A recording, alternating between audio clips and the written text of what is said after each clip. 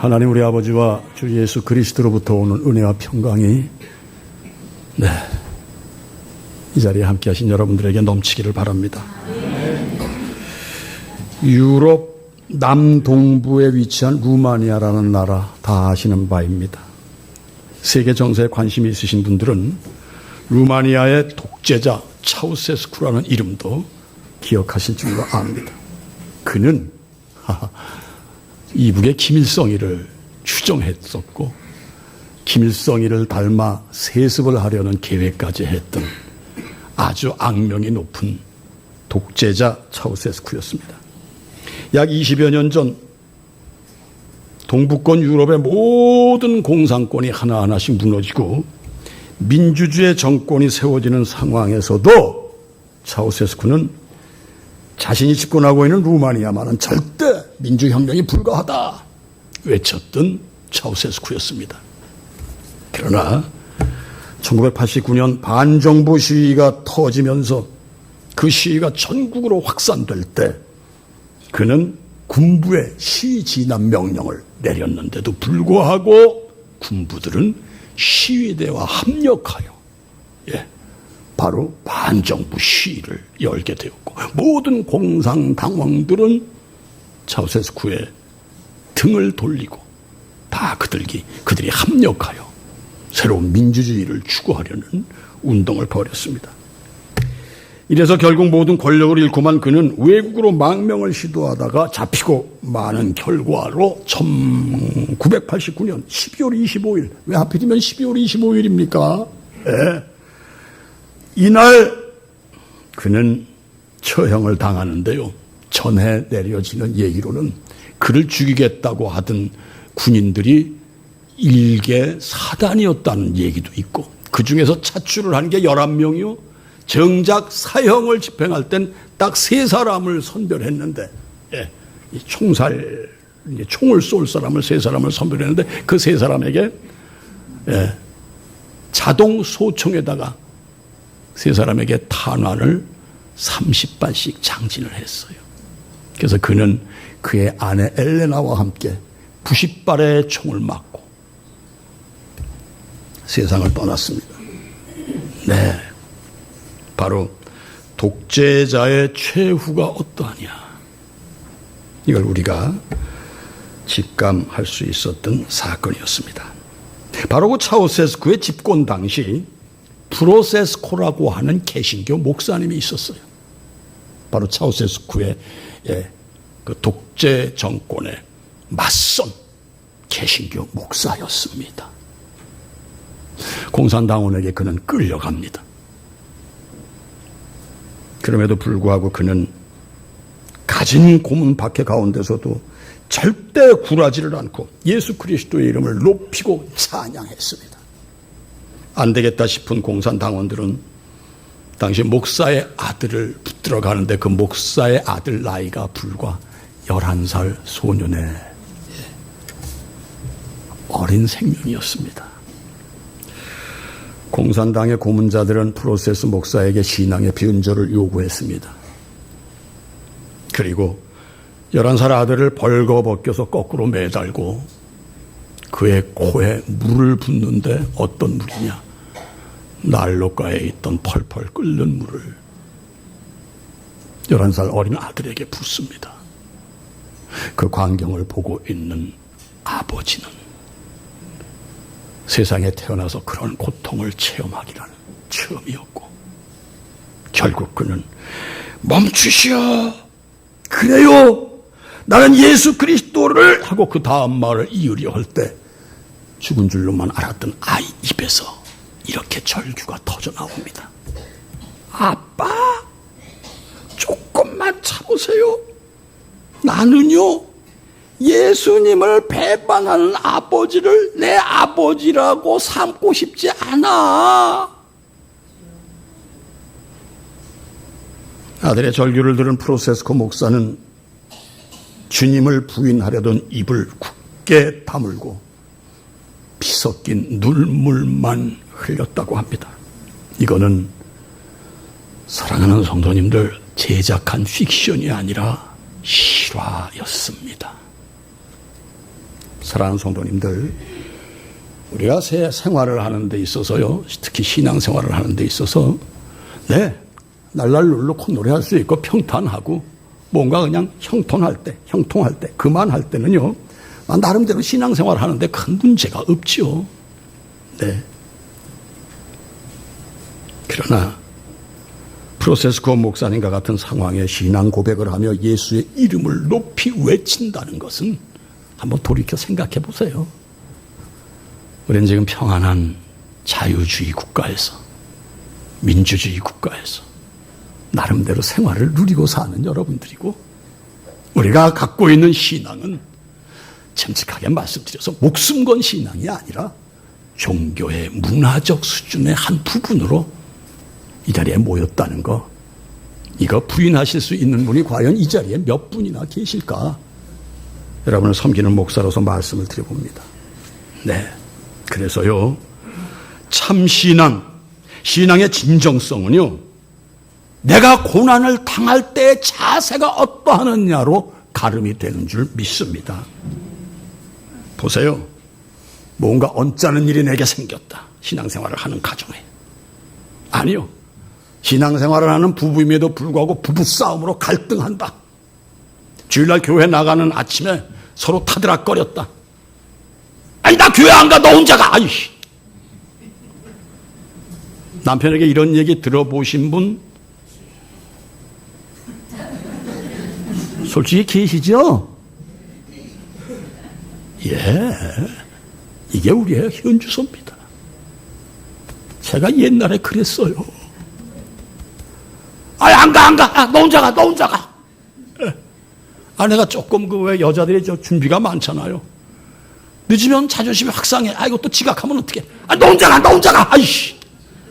이랬던 임동준이가 목사가 됐어요. 그뿐이겠습니까? 생활 속에 불편하고 저 사람이 내 마음에 안 들어. 교회에서도 뭔가 부딪히는 일이 있으면 가기 싫어요, 교회.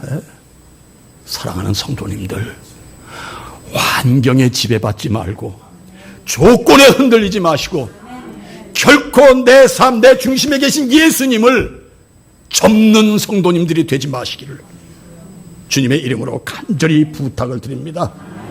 성도님들, 어렵고 고통스러운 상황에 들더라도 주님을 향한 마음만은 변치 않으시는 여러분들이 되시기를, 상황과 조건, 부부가 머리가 터지게 싸운다 할지라도 나의 주님은 나의 주님이지 그로 인해서 안 가, 이런 성도님들 제발 되지 마시기를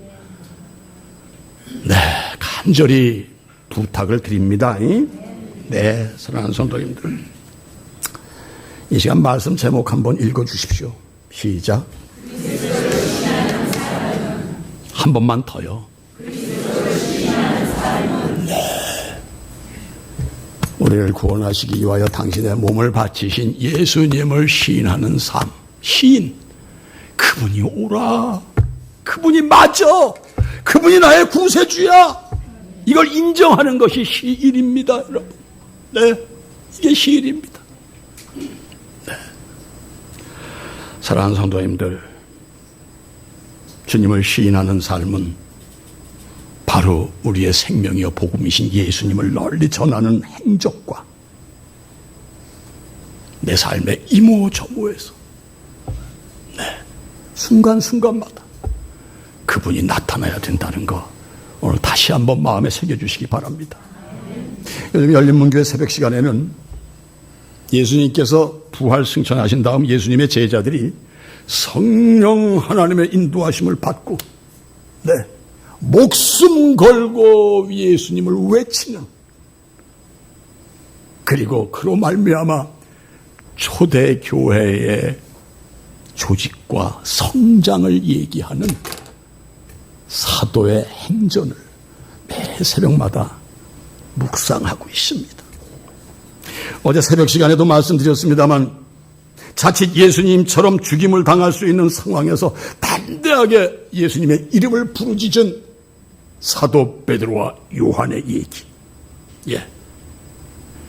우리는 어떠해야 되느냐, 우리의 삶이 어떠해야 되느냐, 다시 한번 헤아려보는 새벽 시간이 된 줄로 믿습니다. 우리말에 정절이라는 말이 있습니다. 믿는 분들에게는 신앙의 정절이 있어야 됩니다, 여러분. 네.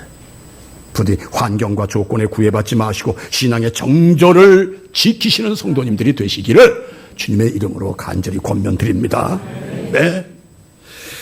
믿는 이로서 주님을 향한 정절이 뭐냐?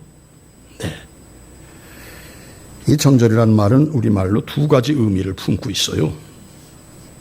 잘 아시는 여자의 고든 절개, 이걸 정절이라고도 얘기합니다마는, 네. 신념과 신의를 굽히지 않고 곧게 지키는 것 또한 정절이라고 얘기를 합니다. 하나님 앞에 택함받은 여러분과 저로서는 이 두 가지가 다 포함되어야 되는 줄 믿습니다. 우리는 주 예수 그리스도의 신부로서의 절개를 지켜야 되고, 그분을 향한 나의 신념과 신의를 어떤 상황과 조건에도 결코 꺾지 않고 접지 않는 신앙의 정절의 소유자들이 되시기를 주님의 이름으로 축복합니다.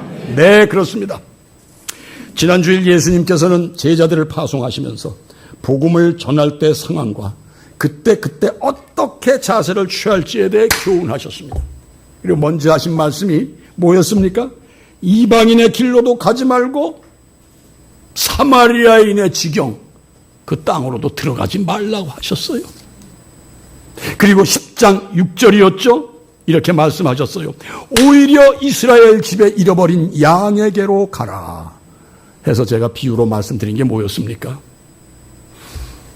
여러분의 가족, 가문, 내 혈육, 아직도 땅 끝에 존재들이 없지 않나, 있지 않습니까? 나가서 내 이웃, 여기에 복음을 전하지 못하고 우리가 교회 나 홀로 나온다라는 것은 그 삶 자체가 벌써 나를 구원하신 그분을 시인하지 못하는 삶이다. 네, 다시 한번 마음에 새겨주시기를 바랍니다. 나홀로 신앙은 결코 바람직한 신앙이 아니요, 결코 상급이 없다는 사실. 상급 없어요. 이 아침 마음에 새기세요, 여러분. 오늘 이 시간 우리 예수님께서는 세상을 향해 나가는 제자들이 당신으로 말미암아 갖가지 어려움에 처할지라도 너희는 두려워하지 말라 하시며, 두려워하지 않아야 될 이유를 두 가지를 드시면서 그들에게 힘을 주시는 내용으로, 먼저 본문 24절 25절이 이렇게 말씀을 엽니다. 제가 읽어 올립니다. 제자가 그 선생보다, 성경 보세요, 또는 종이 그 상전보다 높지 못하나니 제자가 그 선생 같고 종이 그 상전 같으면 족하도다. 집주인을 바알세불라 하였거든 하물며 그 집 사람들이랴. 그런즉 그들을 두려워하지 말라. 감추인 것이 드러나지 않을 것이 없고 숨은 것이 알려지지 않을 것이 없느니라. 네, 26절까지 읽어 올렸습니다. 유진 피터슨의 메시지에 이 말씀을 어떻게 풀어놨느냐, 잘 들어주세요. 24절 25절의 말씀. 학생이 선생보다 더 나은 책상을 쓸 수 없는 것이고 사원이 사장보다 돈을 더 벌기는 어려운 것이다. 너희는 내 학생이요 내 추수할 일꾼이니 나와 똑같은 대접을 받거든 만족하고 기뻐해라. 그들이 주인인 나를 보고 바알세불, 아시죠? 파리의 왕, 귀신의 우두머리, 우상의 머리. 네. 그래서 유진 피터슨 목사님 이렇게 얘기를 하셨어요. 똥 묻은 화상이라고 그들이 나를 부른다. 이렇게 나를, 파리 똥, 그런 존재로 나를 폄하하고 있어. 하물며 너희들이 내 이름으로 나가는 곳곳에서 어떻게 행복하기를 바라니? 자, 예수 이름으로 말미암아 행복하기만을 추구하는 성도님들이 이 자리에 계셨다면 나의 신앙은 그릇된 신앙이요 잘못된 신앙이었구나.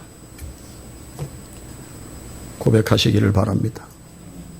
장차 제자들은 스승이신 예수님 못지않은 고난과 핍박을 겪게 될 것을 우리 주님은 말씀하셨고, 그리고 다 그들의 운명을 이미 꿰뚫어 보신 우리 예수님이십니다. 네. 장차 그들은 아시다시피 유대 공회, 사내들인 공회라고 하죠. 그 공회원들에게 핍박을 받고 또 요소요소 다니면서 그들은 전부 순교를 받지 않습니까, 여러분? 여기서 우리가 다시 한번 생각할 것은, 우리가 신앙생활을 한다는 것은 나의 인생의 형통, 내 인생의 개발을 위한 신앙생활이 아니라 내 삶을 낱낱이 하나님께 드림으로 내 삶을 통해서 예수가 보여 세상 사람들이 저 사람 예수 믿는 사람 맞아, 이 소리가 드러나게 하는 게 진정한 신앙생활이라는 것. 어떠세요, 여러분? 여러분을 보시고 예수님이 정말 살아계시군요, 이런 고백을 세상 사람들에게 들어보신 분 계시면 체면 유지하지 마세요. 뭐 내가 유난 떠는 것 같아. 손 한번 들어봐 주세요. 당신을 보니 예수란 분을 알겠고, 당신을 보니 정말 예수님은 살아계신 분이군요.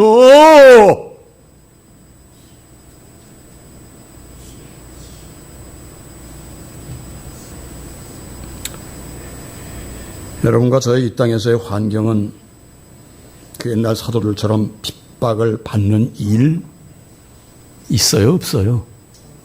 예? 없어요. 피 안 흘려도 되세요. 신앙생활 하시는데 막 피 흘리십니까? 엄청난 핍박을 받으시고 지탄을 막 받으세요? 안 믿는 가족이 있으면은 약간의 껄끄러움은 있습니다만은, 이렇게 그 옛날 사도들처럼 피 흘리는 성도님들이 계시다면은 나와주세요. 네. 사랑하는 성도님들, 우리 주님은 내가 받을 핍박을 너희도 받을 것이니 족하게 알라고 하십니다.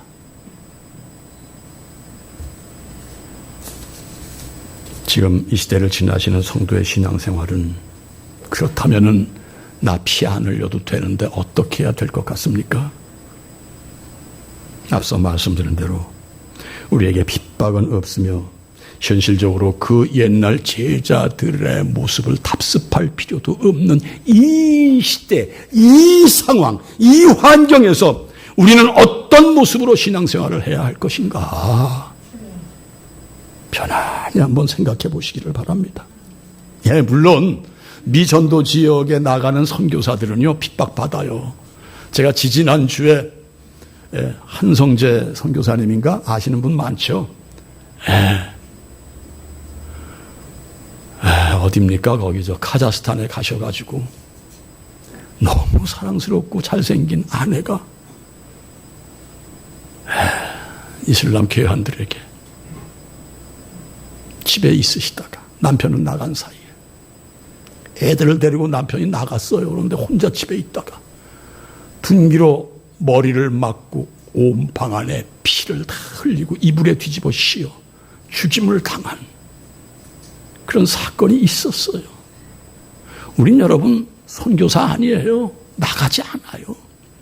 우린 그저 24시간 1년 365일 우리의 삶 속에 예수님을 보고 배우고 듣고 그냥 평안을 위해서, 아까 말씀드린 대로 나의 개발, 내 생활의 뭔가 변화, 나의 일의 뭔가 변화, 이걸 오로지 추구하기 위해서 다니는 여러분과 저의 모습을 우리가 돌이켜볼 때 과연 우리의 영혼은 온전한 영혼이며 하나님 앞에 택함받은 하나님의 백성으로서 온전한 신앙생활을 하고 있는 나인가?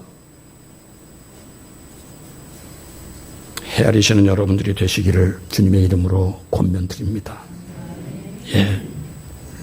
그렇습니다. 그렇다고 해서 그냥 우리가 안일한 신앙생활로 그칠 것이냐? 그냥 어제처럼, 작년처럼 그냥 꾸준히 예배에 참석하고, 뭐 때가 되면 교회 봉사도 좀 하고, 뭐 교회에서 어디 뭐 좀 보낸다 그러면 조금씩 그냥 헌금하고 그것으로 족하세요?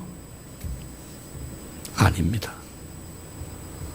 성도의 신앙생활이란 예수님께서 행하시고 명하신 일들을 우리의 신앙생활 가운데 분명하게 드러내야 된다는 것. 이 시간 마음에 새기시기를 바랍니다. 네. 우리는 예수님의 사랑을 닮아야 하고 그 사랑을 나타내야 하고요. 또한 예수님의 하나님을 향하신 그 신실하심을 닮아가야 되는 택함받은 백성들인 줄 믿으시기 바랍니다. 이처럼 제자가 스승을 닮는다는 것은 너무나 당연한 일인 줄 믿습니다. 우리는 그분을 닮아가야 되는 줄 믿습니다. 계시록 21장 21절에 보면은요, 천국의 새 예루살렘에는 진주의 12문이 있다고 합니다. 문이 12개가 있는데 진주문이에요. 여러분 진주의 탄생을 잘 아시죠? 조갑지, 전복유, 조개 안에 이물질 모래알이 들어가면은 전복은 자기의 온몸의 액기스, 피와 땀을 다 쏟아서 그 모래알을 쌓고 또 쌓고 또 쌓고 또 쌓고 하는 그 과정을 통해서 결국 아름다운 진주를 탄생한다는 거, 이거 다 상식적으로 알고 계시잖아요, 여러분. 여러분과 저는 이 시대, 이 세상에 진주를 만들어야 될 사명이 우리에게 있음을 잊지 마시기 바랍니다, 여러분. 네. 우리의 삶에 고난이 있습니다. 아픔이 있습니다. 슬픔도 있습니다. 분노도 있습니다. 그러나 이걸 한 올 한 올 다 내가 그분의 영으로, 그분이 주시는 능력으로, 말씀으로 쌓고 또 쌓고 쌓아서 결국은 새 예루살렘 천국의 진주문 앞에 당당히 서시는 여러분들이 되시기를 주님의 이름으로 축복합니다. 네. 사랑하는 성도님들, 다시 말씀드립니다. 신앙생활은 마냥 즐겁고 행복을 추구하기 위한 것이 아니라 예수님 닮기 위한 노력과 인내, 아픔, 때로는 외롭고 고독하고 슬픔도 다 내 안에서 이겨야 된다라는 거.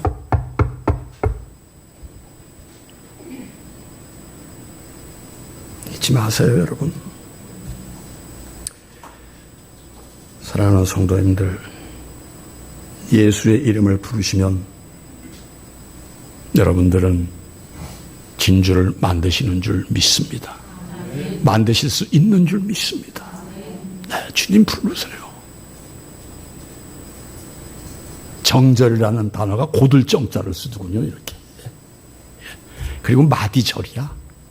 순간순간마다 왜 이렇게 주님을 붙드시고 하루 한순간 이기시는 게 바로 주님 앞에 정절을 지키는 여러분들의 신앙이라는 거 마음에 새겨주세요, 여러분.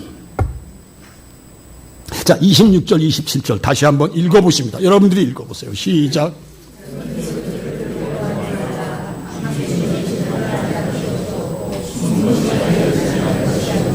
내가 너희에게 어두운 데서 이르는 것을 광명한 데서 말하여 너희가 귓속말로 듣는 것을 집 위에서 전파하라. 네. 지금은 이스라엘에 잃어버린 양에게 복음이 전해져야 되지만 장차 제자리의 복음 사역이 널리 확산이 됩니다. 네. 확산이 되면 당연히 제자들을 향한 그 모든 안티들, 사내들인 공회원들, 장로들, 제사장이라고 이름하는 신앙의 권세자들이 핍박하고 압박하는 것 당연하다는 얘기예요.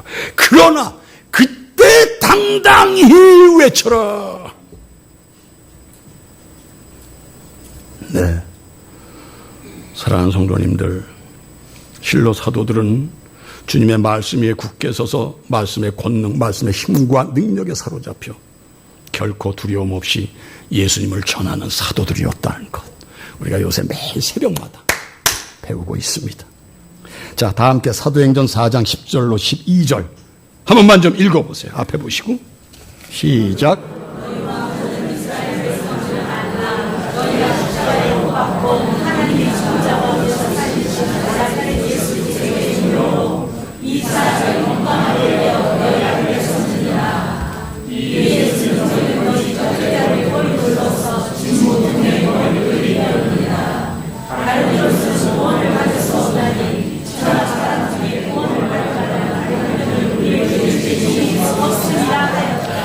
사람 중에 구원을 받을 이름을 주신 이가 없다. 오직 예수 이름으로 구원받아라라고 외쳐라. 이거 오늘 지금 14년이죠. 오늘이 7월 13일입니다. 교회력에 의해서 열린문 교회 공동체에 하나님이 주시는 말씀으로 받으시고 여러분 삶 속에 매일매일 예수님의 이름이 드러나기를 다시 한번 주님의 이름으로 축복합니다. 네, 다시 말씀드립니다. 사랑하는 성도님들, 정말로 입장과 환경에 따라서 분위기에 따라서 사람들의 생각과 시선을 두려워하여 나의 신앙, 나의 믿음을 이렇게 개눈 감추지 마세요. 많이 봅니다. 상황과 조건에 따라서 가만히 있어. 여기서는 예수 이름 드러내면 내가 그냥 괜히 무서워지는 것 같아. 아니요. 얼마나 비겁한 겁니까? 정절이 없고 절개가 없는 사람을 우리는 무엇으로 표현합니까, 여러분? 창기로 표현합니다. 우리 주 예수 그리스도 앞에서 상황과 조건에 따라서 이렇게 내놨다, 이렇게 감추었다, 이렇게 뒤로 밀었다, 땅에 묻었다. 창녀예요, 여러분. 창녀 신앙입니다. 오늘 이 시간에 나는 창기냐 정절을 지키는, 과연 정절을 지키는 사람이냐?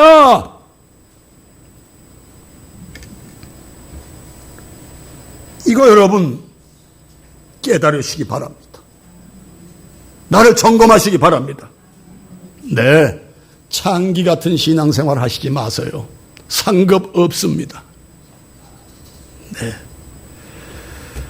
신앙의 정절을 지키시지 못하시면은 내 육체도 내 영혼도 함께 상급이 없는 것뿐이 아니라 더 극단적인 캄캄한 수월 어둠 속으로 내던짐을 받는다는 거. 신앙의 절개를 지키시는 여러분들이 되시기를 다시 한번 주님의 이름으로 축복합니다. 그 다음에 29절부터 31절까지 여러분 함께 읽어보십니다. 시작.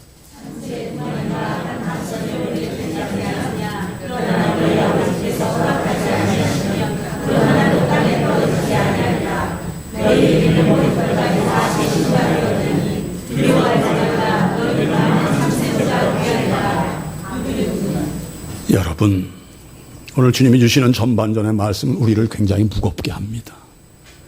야, 신앙생활 어려운 거구나. 그러나 제자들을 세상에 내보내시는 우리 예수님은 너희들이 얼마나 귀한 존재인 줄 아니? 여러분, 한 아사리온은 아시다시피 로마의 화폐 단위의 가장 미세한 작은 단위입니다. 한 아사리온으로 참새 2마리를 사는데 참으로 그 참새 2마리야 말이지 미물에 불과한 참새임에도 불구하고 그 미물의 운명까지도, 참새 운명까지도 책임지시는 분이 하나님이신데, 여러분과 저는 당신의 독생자를 버리시고 택하여 너는 내 것이라고 하신 그 하나님께서 너희를 책임지지 않을 것 아냐? 책임지니 염려 마라. 그리고 당당히 예수 그리스도의 이름을 외쳐라. 이게 우리 주님의 교훈이세요. 이 말씀이 내 필에 통하고 이게 내가 답답한데 조금 숨통이 열리는 것 같아. 이런 말씀만 받으시지 마세요, 사랑하는 성도님들. 진정한 생명의 말씀을 받으시는 열린문교회 권속들이 되셔서 주님 안에서 내 삶을 통해 주님께서 바라시는 성취가 이루어지기를, 우리의 성공이 아닙니다. 그분이 나를 통하여 성공하시기를 간절히 소망하시는 여러분들이 되시기를 주님의 이름으로 간절히 소망합니다. 축원합니다. 네, 실로 사도들은 어려운 가운데서 목숨 내걸고 복음을 전했습니다. 사랑하는 성도님들, 진정 여러분과 저는 이 편안한 신앙생활 가운데서 어느 정도 주님 앞에 바로 서 있는가, 이 시간 좀 헤아려 보시기를 주님의 이름으로 권면을 드립니다. 예. 잘 아시는 이사야서 43장 1절로 3절까지 말씀 아시죠? 여러분이 누구시며 하나님과 내가 누구며 하나님과 예수님이 누구신지 잘 여러분 정체성을 헤아리시면서 말씀 한번 읽어보세요. 시작.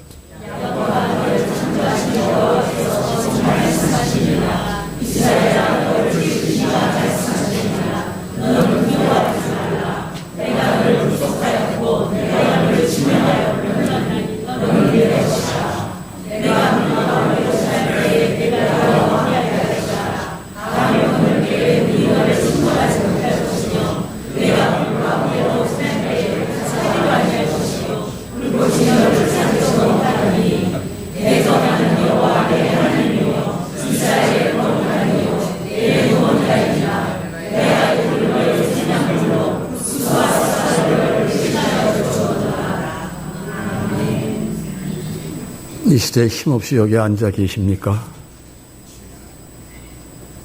그냥 믿는다는 거, 안 믿는 것보단 좋아.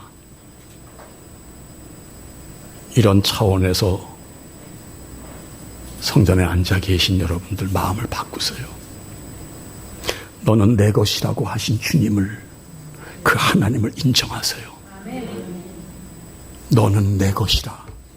네가 물 가운데 다닐 때 내가 함께 할 것이요 강을 건널 때 물이 너를 침몰치 못할 것이며 불 가운데 행할지라도 타지도 아니할 것이요 불꽃이 너를 사르지도 못하리니 대저 나는 여호와 네 하나님 이스라엘의 거룩한 자 너의 구원자다.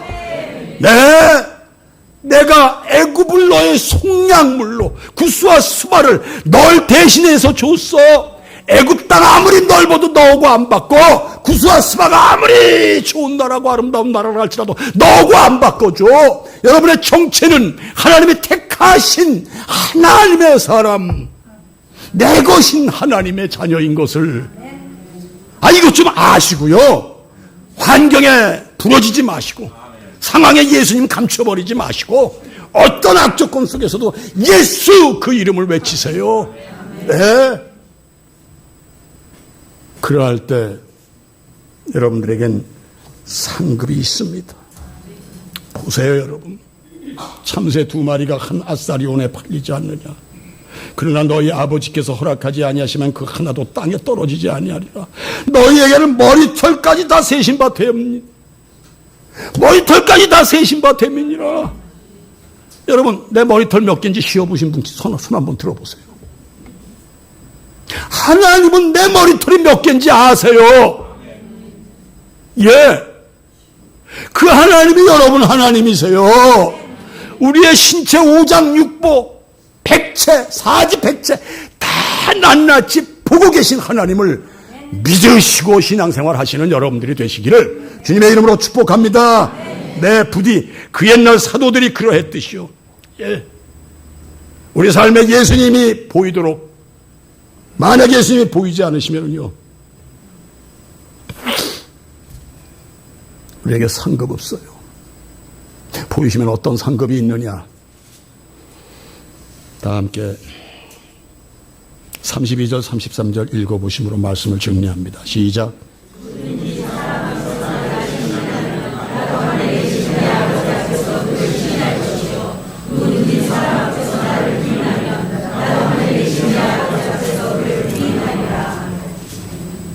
여러분, 이 사람 앞에서 내가 예수 믿는 얘기하면 안 돼. 그럼 손해봐. 이 사람 불교인데, 나보다 이 직분이 높잖아. 지금 내가 하는 사업을 좌지워 줄 수 있는 사람이 이 사람인데, 이 사람 앞에서 내가, 예수님, 저는 그리스도인입니다. 얘기하면은, 아이고, 이거 조금 곤란해져. 해서 감추신 분 안 계세요? 예수님을.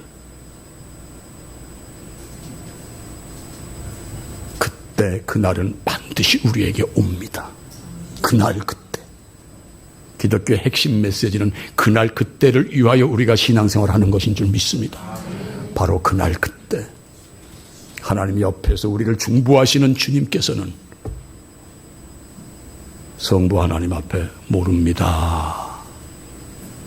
관계없습니다. 누구에게? 내 삶을 통하여 그분을 시인하지 못하는 성도님들에게는 오늘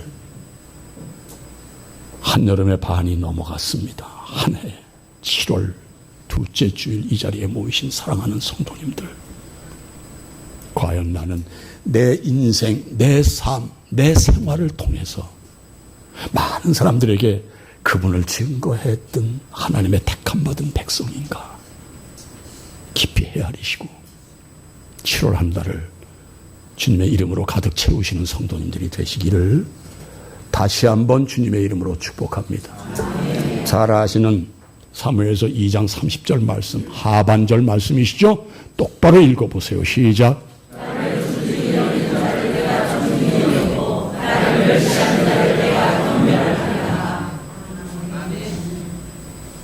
사람 존중히 여기지 마세요. 목사도 별거 아니에요. 그 목사를 다스리는 주님을 존중히 여기시기를 바랍니다. 그렇다고 해서 목사 위에서 기도하시지 말라는 얘기는 아닙니다. 예, 그건 하나님의 뜻을 위해 기도하는 겁니다. 예, 온전한 목사가 되게 해달라고 기도의 끈을 놓지 않는 여러분들이 되시기를 주님의 이름으로 축원드립니다. 나를 존중히 여기는 자를 내가 존중히 여기고 나를 멸시하는 자를 내가 경멸하리라. 없애버린다는 의미예요. 여러분 여러분 삶 속에 그분이 안 계시면 그분은 여러분들을 없앱니다. 경멸해버립니다. 이 말씀 받으시고 이번 한 주간도 승리하시기 바랍니다. 그분은 우리에게 왕 같은 제사장이라고 했습니다. 거룩한 나라라고 했습니다. 왕은 그에게 주어진 백성을 다스리고 먹이고 입히고 편안하게 안녕을 유지시키는 게 왕입니다. 왕 같은 제사장이 뭡니까? 여러분은 제사장의 직분을 갖고 있어요. 주변에 부족한 자, 하나님 앞에 위배된 자, 범법자, 하나님 앞에 하나님을 부인하는 자들을 위해서 하나님 앞에 간절히 기도하시고 그들을 후원하는 책임이 제사장에게 있는 줄 믿습니다. 제사장은 기도 잘못하면 죽었어요. 예, 지성소에 들어가서 엉뚱한 제사장을 하나님이 죽여버렸잖아요. 여러분은 다 너희는 택하신 족속이요 왕 같은 제사장들이요 거룩한 나라요 그의 소유된 백성이라고 했습니다. 잊지 마시고 내 삶을 통해 오늘도 내일도 순간순간 그분을 시인하심으로 이 먼 훗날 가장 소중한 상급, 내 사람 왔구나. 그 상급을 받으시는 성도님들이 되시기를 주님의 이름으로 축복합니다. 모든 지각에 뛰어난 하나님의 평강이 우리 주 예수 그리스도 안에서 여러분의 마음과 생각을 지키시리라. 그토록 우리를 사랑하신 아버지 하나님, 사랑의 화신으로 이 땅에 오신 우리 주 예수 그리스도시여, 감사하고 그저 감사할 뿐입니다. 그날의 불과 같은 인생들을 무가치하게 이 땅에 두지 아니하시고 영원한 아버지의 나라에서 참으로 진주문이 되도록 우리를 이끄셨고 말씀으로 여기까지 인도하신 하나님을 사랑하고 찬양합니다. 우리의 마음을, 우리의 생각을 받아주시옵시고 신앙으로 우리 모두 주님의 뜻을 성취하는 데까지 가는 성공적인 신앙의 삶을 살 수 있도록 인도하여 주시옵소서. 열린문 교회를 이 땅에 세우시고 이곳에 세우시고 비록 작은 교회이지만은 하나님의 말씀이 선포되어지는 올곧은 교회로 인도하신 하나님을 찬양합니다. 아버지여, 부디 살펴주시고 열린문 교회를 이루는 지체 한 분 한 분들에게 올곧은 신앙생활, 순간순간마다 주님을 시인하는 삶으로 말미암아 반드시 그 때가 이르렀을 때 내 사람 왔는가? 주님의 품에 안길 수 있는 우리 열린문 교회 모든 권속들이 될 수 있도록 인도하여 주시옵소서. 예수님의 이름으로 간절히 기도하옵나이다. 아멘.